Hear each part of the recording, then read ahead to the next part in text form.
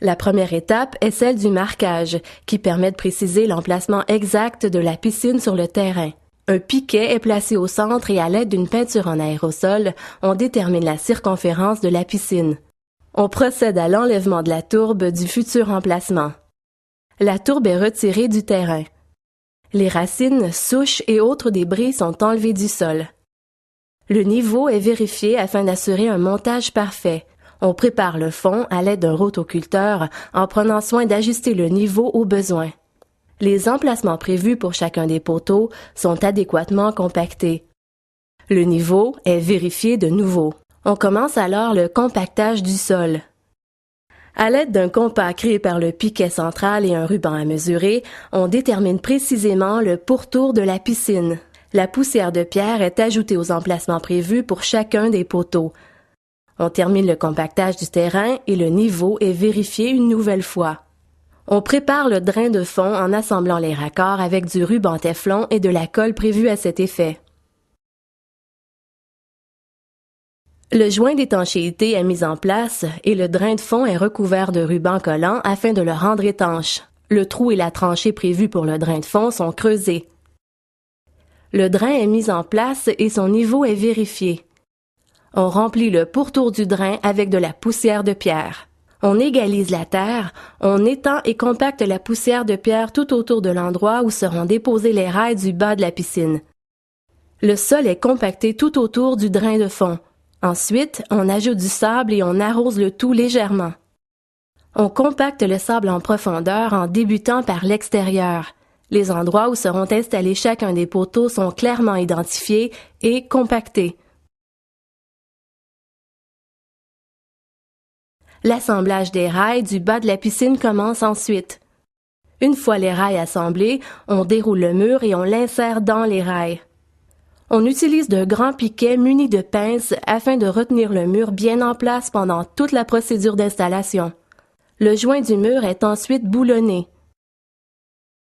Du sable est ajouté tout autour du mur. On découpe ensuite le contour de l'écumoire. Un autre contour est découpé pour le retour d'eau. Le sable est étendu et égalisé soigneusement tout autour afin de créer une légère pente dans le bas du mur. Le sol est minutieusement compacté au rouleau. Les rails du haut sont mis en place et les poteaux sont installés. La toile est placée au centre puis dépliée afin de procéder à son installation. La toile est ensuite accrochée au mur, puis fixée à l'aide des coupleurs. La toile est soigneusement ajustée tout autour.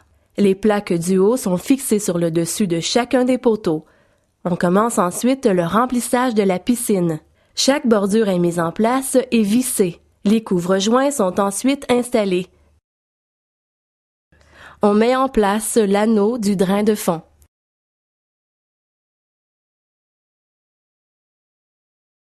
Le filtreur est installé sur son socle, puis le sable est ajouté. La tête du filtreur est mise en place. On s'assure de bien installer les joints d'étanchéité. On fixe solidement l'anneau à la tête du filtreur. La pompe est installée sur sa base et vissée adéquatement. Les différents collets et unions sont préparés un à un et les filets sont recouverts de téflon afin d'assurer une bonne étanchéité. Le premier collet est vissé à la tête du filtreur. On met en place le manomètre.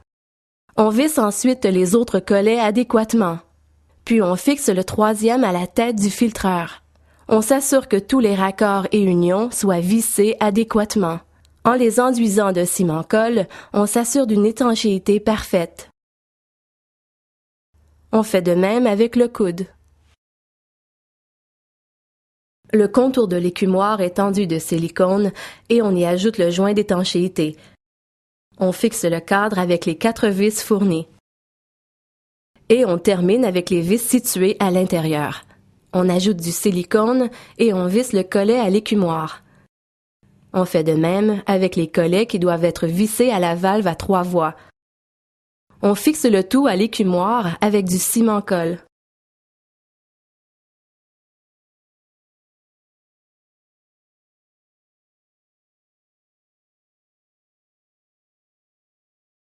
On poursuit avec l'installation des autres collets, enduits au préalable de silicone.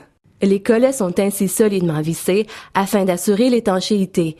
À l'aide du ciment-colle, on fixe les raccords au tuyau flexible, puis on fixe le tuyau à la tête du filtreur en enduisant de ciment-colle au préalable. L'autre extrémité est vissée à la tête du filtreur. De l'intérieur de la piscine, on fixe une à une les vis afin de mettre en place l'écumoire. L'aide d'une deuxième personne est recommandée.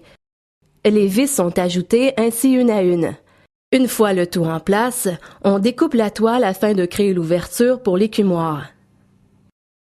On s'assure de la longueur requise pour le tuyau du drain et on coupe afin de pouvoir le fixer à l'écumoire. On assemble le tout à l'aide du ciment-colle. Tous les tuyaux sont ainsi raccordés à la valve à 3 voies.